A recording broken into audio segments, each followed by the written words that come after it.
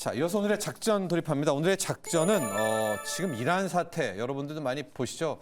아마도 뭐 빠르면 이번 주에 미국이 군사 개입을 할 것 같은데 그게 공교롭게도 우리 K 화학주에 아주 긍정적인 영향을 미친다. 그러면서 K 화학주의 탑픽까지도 함께 보도록 할 텐데요. 그 이유가 역시 중간고리는 중국에서 찾아볼 수 있을 것 같습니다. 앞서 제가 이제 트럼프 대통령의 SNS 이야기도 했었죠. 이란 국민들을 향해서 이란 시위대들, 국민 시위대입니다. 향해서 더 저항해라. 그리고 기관을 점령해라. 이렇게 좀 독려를 하는 메시지가 했잖아요. 그건 뭐겠습니까?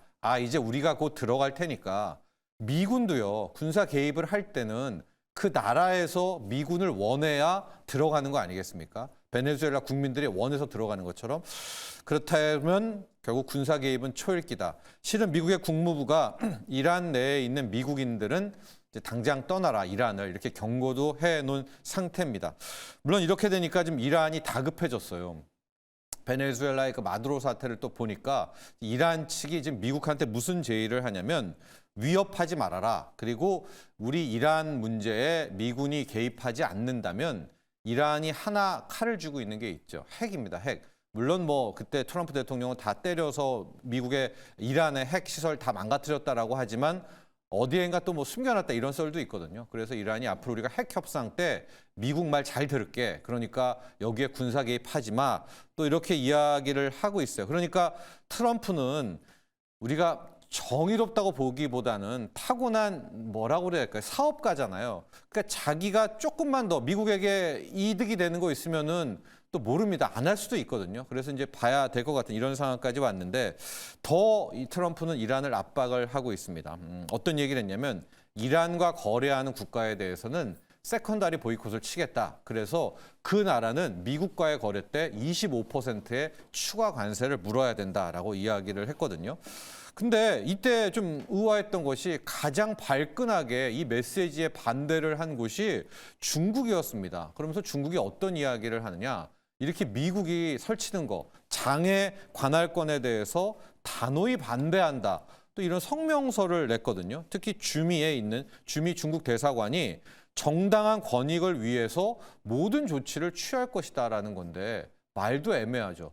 누구의 권익입니까? 중국의 권익이라는 겁니까? 아니면 그 이란 지금 왕실의 그 독재 정권에 대한 권익이라는 겁니까? 좀 애매한데 왜냐면 전 세계가 지금 이란의 무력 진입을 비난을 하고 있거든요. 그런데 오히려 중국은 약간 이란 편에 서는 듯한 이런 메시지를 보내니까 이게 지금 뭐 하냐 이런 이야기가 많이 이제 생각이 드는 겁니다. 그 이유는 뭐냐? 바로 석유, 이 원유 때문에 있습니다. 중국은 그동안에 저렇게 힘든데도 막 경기 무너지고 부동산 폭락해도 버틸 수 있었던 게 이 에너지 비용이 엄청 쌌어요. 왜냐? 첫 번째로 베네수엘라에서 그냥 싼 값에 거의 내지도 않았을 겁니다. 자기네 차관에 대한 이자로 받아왔으니까 이 베네수엘라 원유를. 그리고 또 이란산 원유를 엄청나게 싸게 사들이고 러시아 원유 나름 싸게 받고 이제 이러면서 버텨왔고 실질적으로 이란산 원유의 90%, 앞서 베네수엘라 원유의 85%였잖아요. 이게 수입국이 바로 중국이었던 겁니다. 그런데 지금 문제가 터진 거죠. 미국이 베네수엘라와 이란을 때리는 건 그 자체도 있지만 이 중국에 대한 노림수도 함께 분명히 있는 겁니다. 그래서 베네수엘라, 이란의 값싼 선유가 지금 모두 막혔다라고 볼 수가 있는데요. 표를 하나를 보면은 왜 중국이 미국이 이제 막 이란 제재한다고 하고 미국에 개입할 때 발끈했는지를 알 수가 있을 것 같은데요.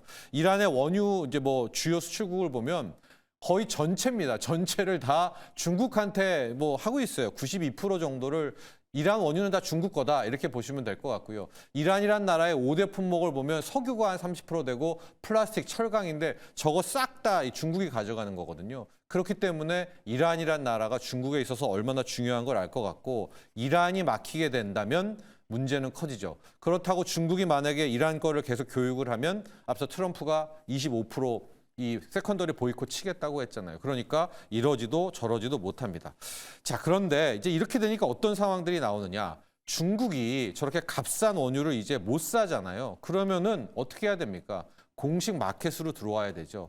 그래서 간밤에도 그렇고 최근 일주일간 어떤 상황들 나오고 있느냐. 국제 유가가 55까지 밀었던 배럴당 스물스물 올라서 배럴당 58달러, 59달러, 그리고 오늘은 배럴당 61달러까지 올라온 거예요.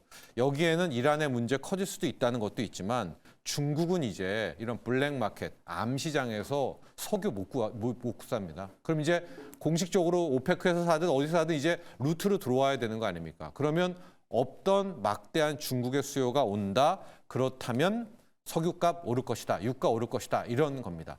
그런데 여기서 중국도 호락호락하지가 않죠. 어떤 짓을 중국이 펼치고 있느냐. 위안화 강세를 이미 준비를 하고 있습니다.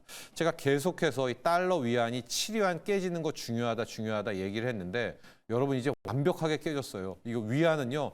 6.9, 6.99, 6.98, 이제 6.97까지 왔고 이게 무슨 얘기냐면 이제 중국이 원자재를 수입을 해야 되잖아요. 그러면 지금 우리를 생각해 보시면 됩니다. 원화 약세면 우리 여러분들 유가가 지금 뭐 반값 유가 되더라도 비싼 값에 사들이죠. 그러나 중국도 이제 사들여야 되니까 위안화를 강세로 만들어 놓고 이제 상대적으로 유가 수입에 대한 부담을, 원유 수입에 대한 이제 부담을 줄인다. 이렇게 보시면 될 것 같습니다.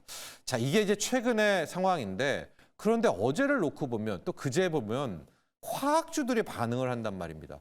아니 지금 뭐 이란 사태, 중국 이런데 왜 K화학주가 반응하지? K화학주 지금 완전히 무너진 거 아니야? 국내 화학 끝난 거 아니야? 라고 할 텐데요. 이렇게 보시면 됩니다. 이제 중국의 저가 화학 제품 물량 공세는 완전히 끝났다. 물량도 없고요. 하고 싶어도 할 수가 없다라는 겁니다. 왜냐하면 중국도 이제 싼 값에 이란 거, 베네수엘라 거 막 원유 써가지고 저가 물량에 덤핑 치는 이런 시대는 끝났습니다. 이제 중국은요, 유가 상승을 대비하고 이뿐만이 아니라 중국 자체에서 감산을 하고 있잖아요. 뭐 리튬, 뭐 니켈, 코발트 가격 급등하고 있다는 얘기도 드렸지만 이제는 더 이상 싸구려 제품을 내놓는 나라가 아닙니다. 게다가 중국이 지금 위안화 강세 국면으로 이제 가고 있는 건 아니겠습니까? 그렇다면 메이드 인 차이나는 더 이상 싸지 않습니다. 인건비요. 위안화 강세인데 어떻게 인건비가 싸지겠습니까? 이제 중국발 인플레가 올 수도 있다라는 건데요. 이렇게 되니까 그동안에 이 중국 때문에 물려져 있었던 뭐 화학뿐만이 아닙니다. 어제 포스코홀딩스가 간 데는 2차 전지, 뭐 리튬 값도 있지만 철강 가격도 함께 올라요. 저가 철강도 못 내놓습니다. 그리고 앞서 얘기한 것처럼 신재생 이런 상황까지 펼치고 있다라고 보시면 될 것 같고요. 지금 중국 산업계 본격 감산입니다. 그렇다면 그동안에 중국의 저가 공략, 이 중국의 수출 보조금 이런 것 때문에 억눌렸던 업종들이 기지개를 펼 수 있고 당연히 화학주도 함께 보자.